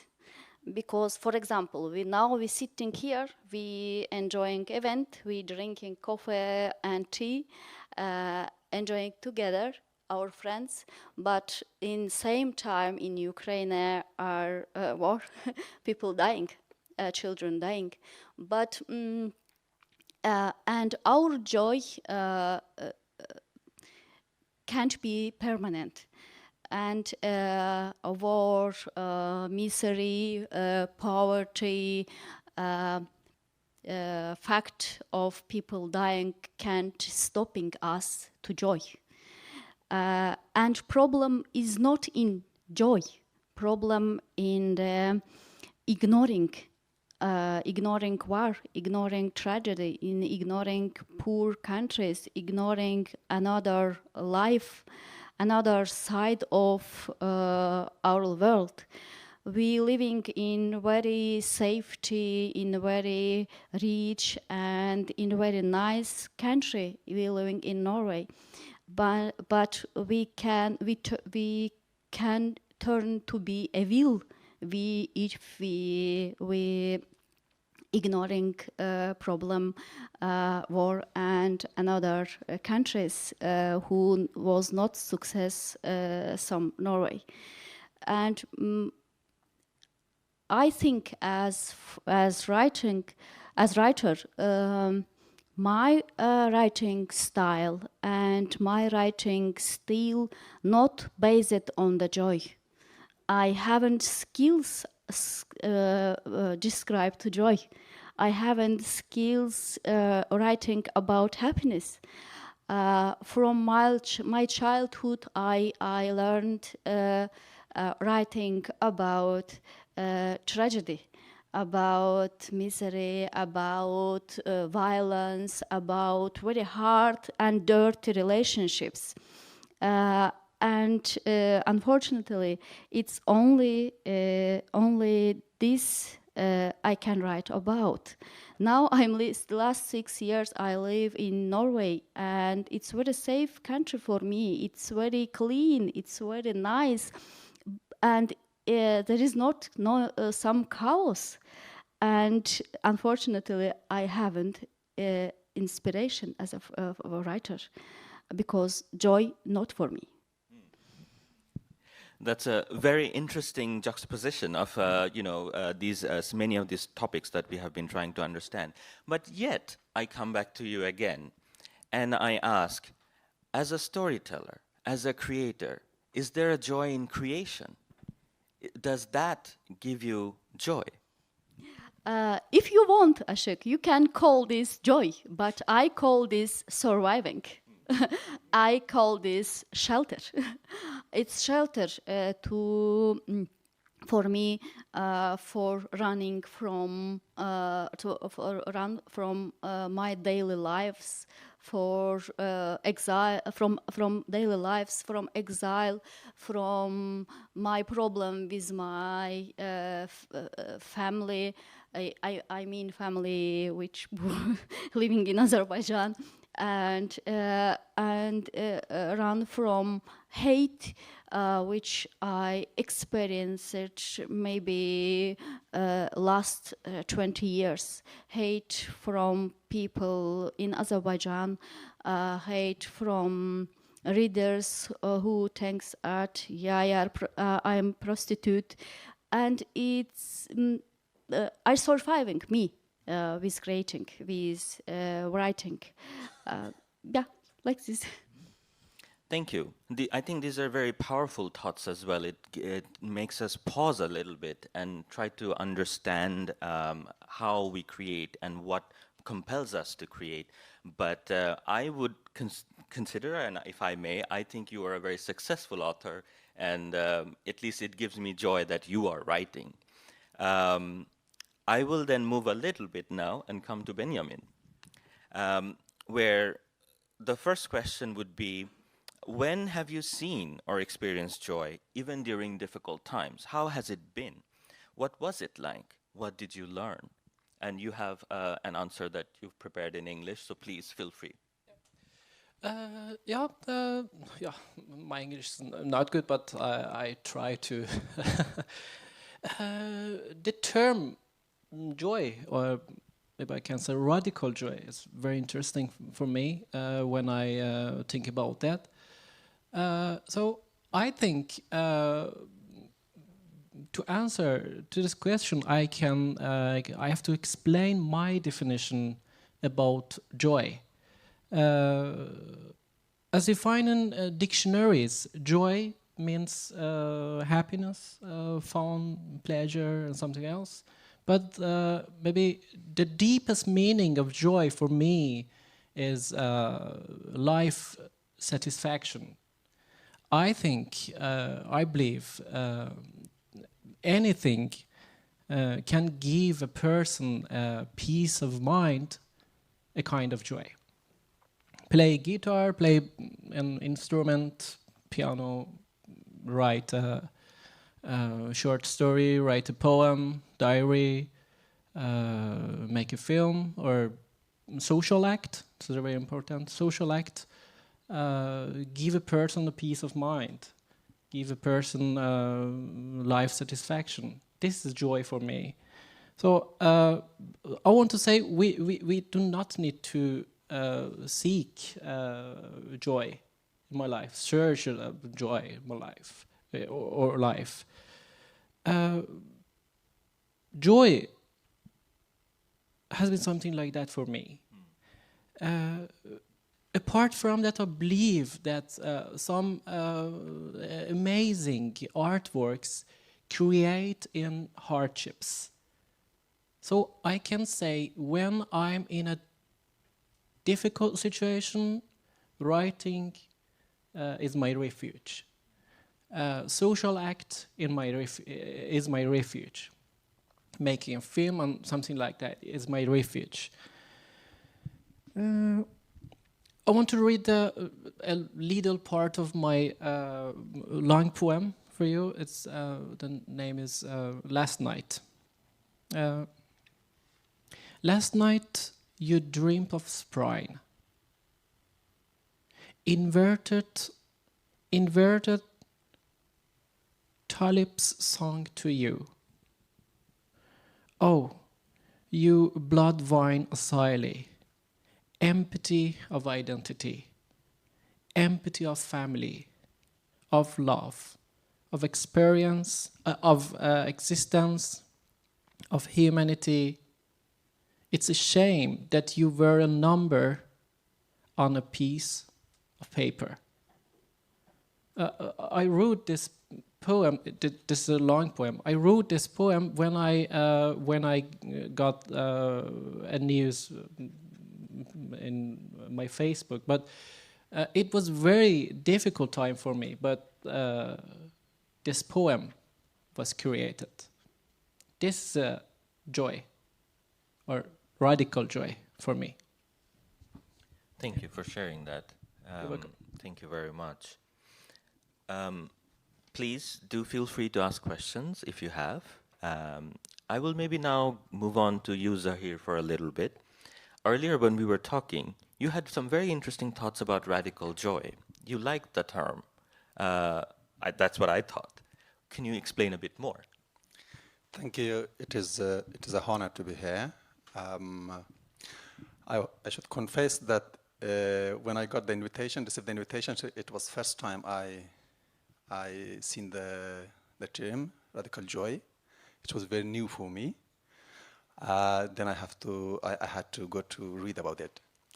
And then as a former asylum seeker refugee, I was an asylum seeker, a paperless asylum seeker. I don't know how many people know here the term papirlösa asylsökare, undocumented refugees for a long time. So, and my mind went back to an event in 2007 while I was a paperless refugee here in Norway. I just to mention here that Europa has, with all its lights, a very dark side as well.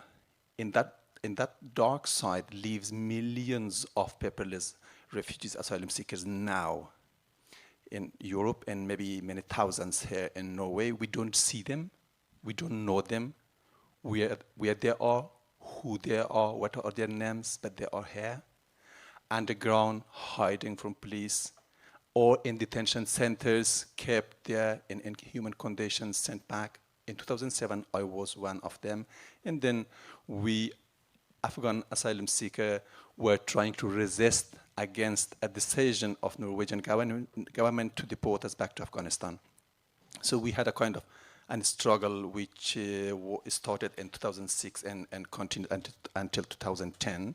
And this event in 2007, which I refer to now, is that we, in 2005, in 2006, Afghan refugees had a very huge hunger strike here, and then struggle started like that. But our struggle were more organized, so that the next year, 2007, we organized an asylum march from Trondheim to Oslo. There is a pilgrim route which is going from Oslo to Nidaros 4,000 years ago. But we started from the Nidaros to Oslo and following that route. It was a kind of appealing to Norwegian people, communicating them. But all of those people who took part in asylum march have been were undocumented asylum seekers. So it was a huge question of whether police interfere or not, but still from our side, because then there was the mainstream media always represented as illegal refugees who commit crimes, who try to hide from the police and try to pull themselves to shadows. But it was actually the police who were chasing us, pushing us to the hideness, to the shadow.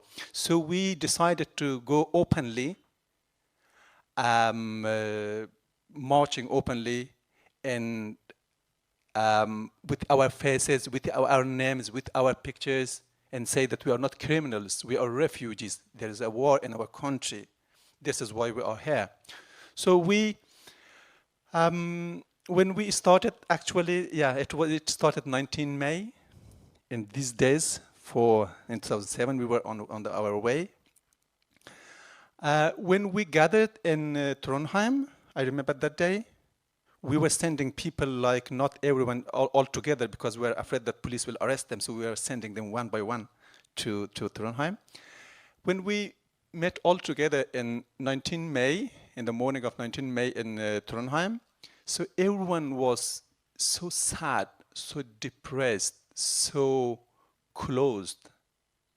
No one was engaging in any talk. Everyone's trying to hold themselves by themselves. And so the march started 19 May, and we arrived at Oslo 16 June.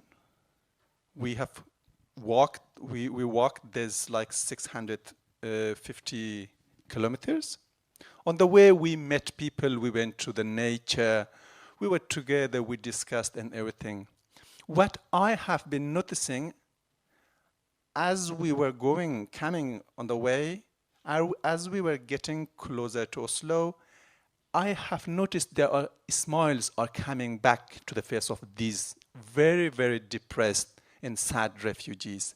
A kind of happiness, laughter, jokes, jumping, enjoying the nature, taking part more in the discussions.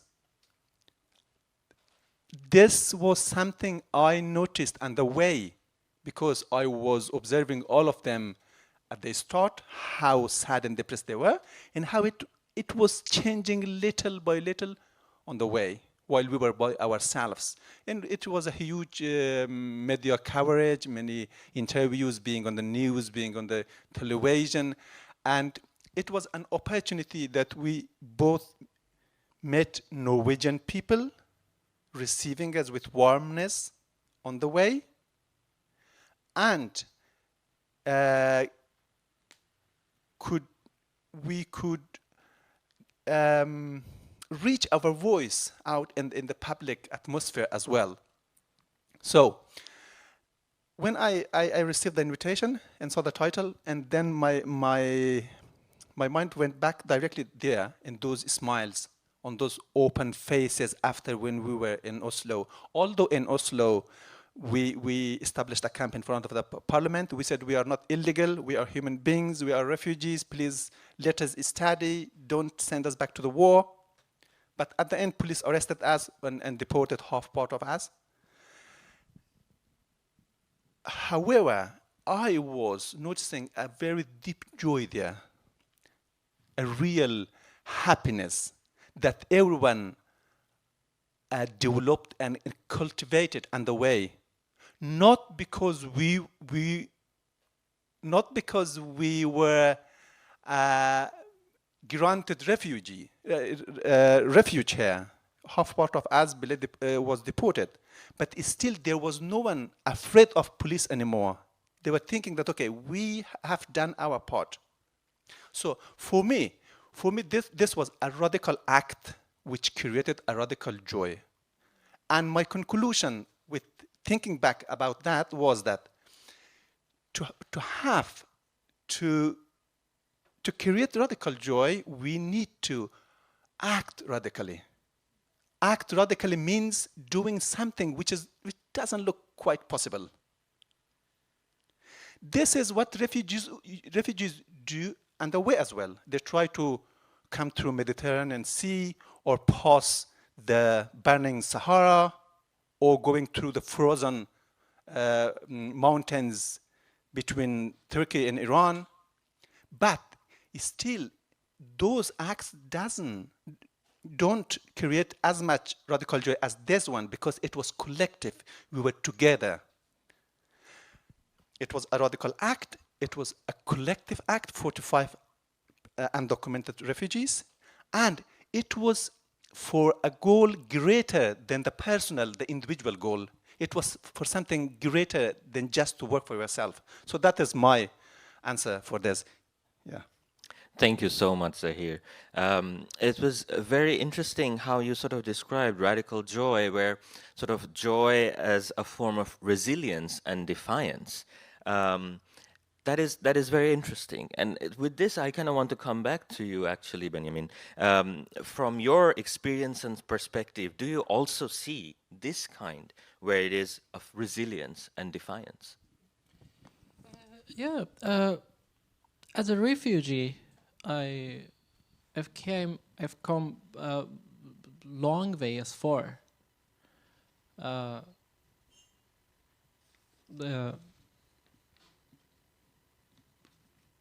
I have spent the best time of my life, the best years of my life, maybe between 27 and 33, 34, to escaping and building a new life, to learn a new language, to learn a new culture and something else, from several times, from Iran to Turkey and Turkey to Oslo to Norway, several times.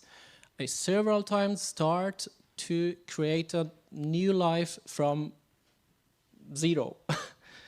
So now I can say I feel I'm 4 or 5 years old, because I came to Norway in 2018. So I still have to learn new language, new culture, and many, many others. And on the other hand, I met something in Norway that not pleasure for me, or maybe not me personality, but I met someone that they met something that was not pleasure, something like discrimination, racism, violence, and something like that. So I think I have to, or I can try to make better life, better society, better system by criticizing the system, by social act. This is the point I can do it. If I can do it, if I can do something, I feel satisfaction. So again, this is my radical joy. So I feel. Really, thank you very much. Again, I think talks about the resilience and defiance and from these perspectives as well. But also what I've been hearing in some ways that in your own ways, all three of you are storytellers. One, Gunel, you prefer more in the writing form. You have used the filmmaking form in many, many ways as well. And you've used activism. But in that way, you are also all telling stories. And stories are one of the most effective ways to connect, to invite someone to experience another life, another world, and to encourage a change in thinking. And we all have stories that how, we have shaped or someone's life's events or something like that, and how we have responded to our circumstances. I wonder, as individuals who are in exile, perhaps the stories become more or varied or differentiated as well. But is it also important to tell them? And is it also important to write them, to share them? I know for myself, I do find an incredible amount of joy when I actually get an article finally written, the last dot, and it's like, wow, I can now write 5 more. But is that something that you share in your own forms of storytelling? I will leave it up to you to answer.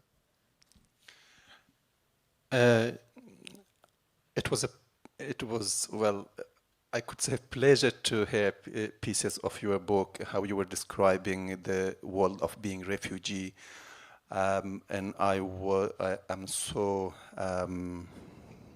content that you could put words on that so complex world. Refugees and asylum seekers are the most excluded part of our of global population now, like 100 millions.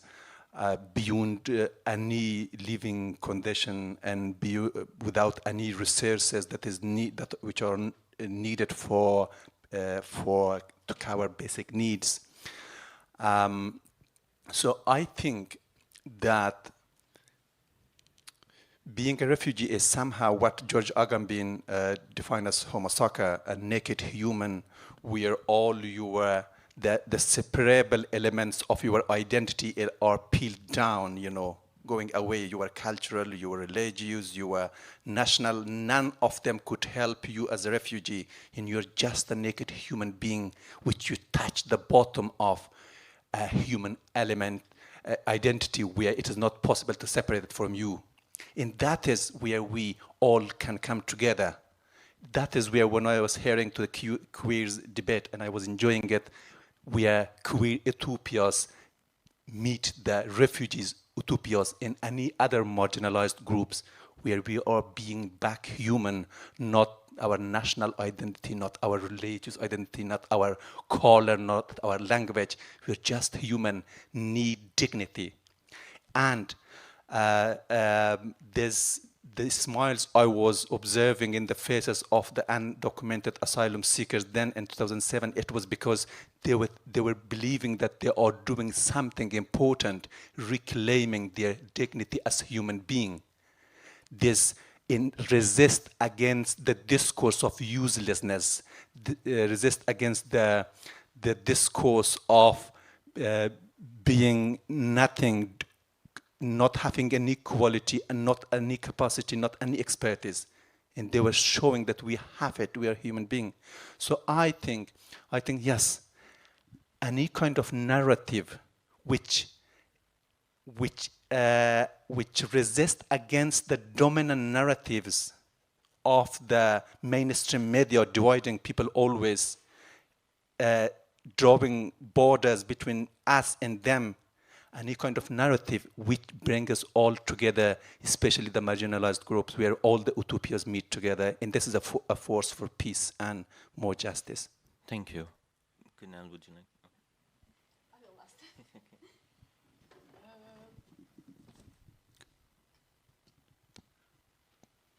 For the end, maybe I can mention again, or I can mention another thing. Governments, and I can say some governments, often try to impose restriction on joy. They try to limit joy, sorrow, entertainment, and some activities of people. Governments are very interested to controlling the citizens. They limit joy by defining joy, I can say. So I think we need a new definition of some terms for ourselves. So yeah, absolutely, all this come from my background. So I think I still have right to be a little skeptical, maybe. So yeah, we need some new definition of some terms for also, and let's not forget that resistance is life. Resistance is life. Thank you. Ashok, I'm very sorry. Can you describe your question with simple sentences? No, I mean, it doesn't have to be particularly even that one as well. But as I was saying, that in your forms of storytelling, and which I think you have done very successfully as well, and you've brought in many different. I mean, even if we just talk about the book that is being launched in the English version today as well, you have brought in many stories in here, stories of refugee life, of exile life, of some very difficult circumstances. But you have in this way also given voice to all of these stories as well. And you have, in my opinion, inspired many others to tell their stories as well. How does that feel? Or would you like, you were saying that maybe you need more inspirations, but what do you think about that and the future as well? 1 year ago, I was met with nearly 15 women from Afghanistan, and it was for me it was very difficult time of my life. I felt me in depression. I was in difficult situation with my children. I didn't find any children in this city for activities for my children, and it was as a mother I was in very, very difficult situation. And then I meet with this woman from Afghanistan, and I became to be very near friend with them, and I did follow that the friendship going to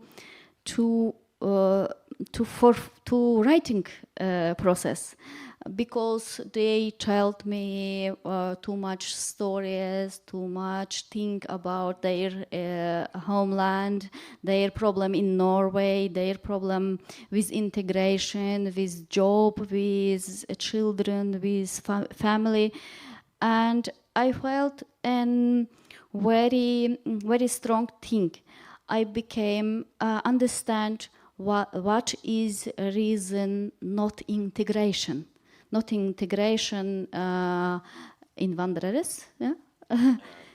Foreigners or yeah. migrants. Yeah, not integrations of refugees to Norway lifestyle, and I became writing about that, and first time in my life I felt.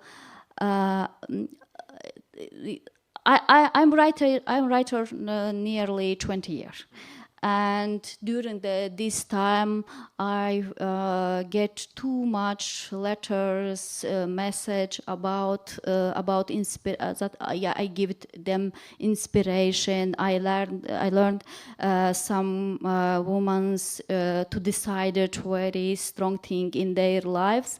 But in the first time, I felt very simple, very still in Norwich, stille.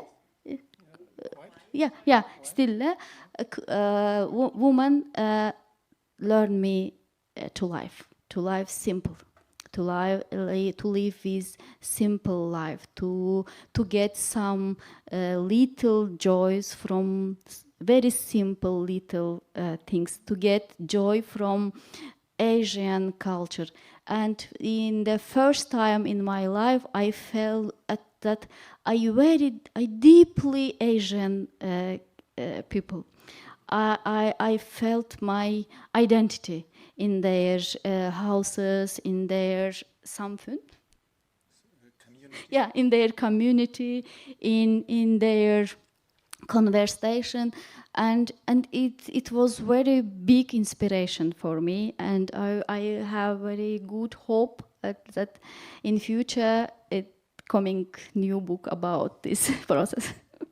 I'm very happy to hear that, and thank you so much for I'm sharing. sorry for my English. No. I think you've all been brilliant, really.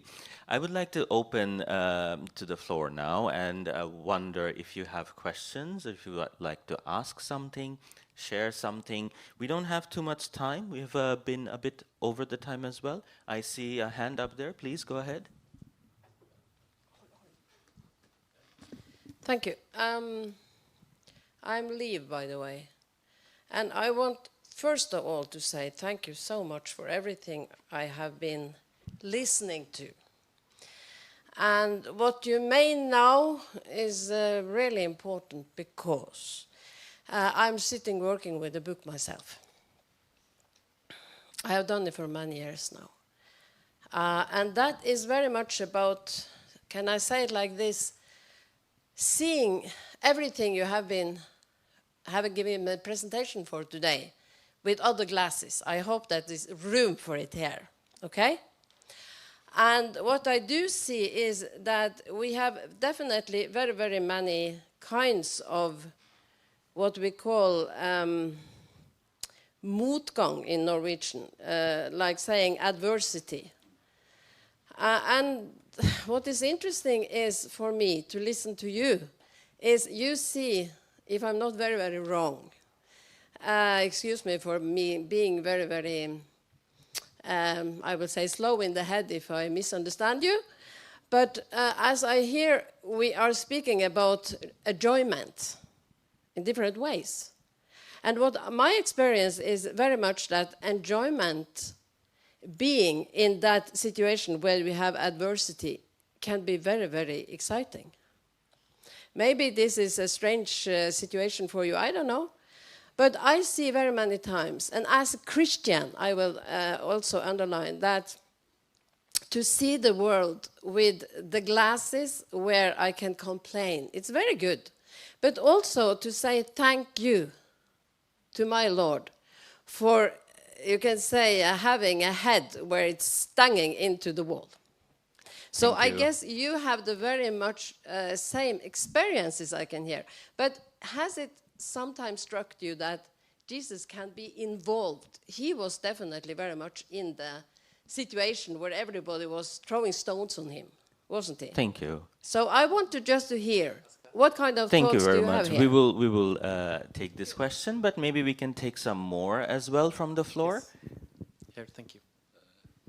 Thank you very much for having a fascinating discussion, and it's a really important issue. As a creative writer, to me, joy is color. Color is connected with hope and desire. So that hope comes to me when I'm always being rejected by the structural power. That's why, I think it's a fascinating framework, to combine joy and utopia, which is against the dystopia. That dystopia is connected with the power structure and the capitalistic world, and the destruction is happening every day by the world politicians. So that, when we are getting rejection after rejection after rejection, it means we are fulfilling our desire. So it gives me strength. So thank you very much for this discussion and everything. It is a really fascinating. Thank you very much. To me, it's a rainbow desire. Thank you so much. That's very nicely put. Rainbow for desire. Yeah. I think Final question, okay, one more question or comment. Anyone? No, take it away. Okay then. Thank you so much. I think Rainbow of Desire is also an interesting way. I think I will, if you all allow me, I would like to maybe conclude by a few words. I think life in exile and the process of it is definitely full of lots of challenges. And that is a question I particularly did not want to ask today. We all know a lot about that as well. But often then the life of those who are in exile, could it be refugees or paperless, get put into certain smaller boxes. Our goal in some ways today was to see that, are there really boxes? Can we get out of these boxes? Are there these moments of joy that allows us to break away from that mold of, oh, this is this, and become bigger or more as well.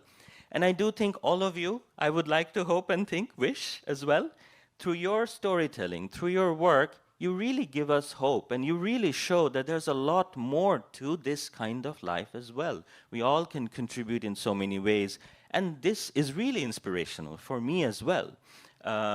So I would really like to thank all of you, this incredible panelist, and to this wonderful audience as well.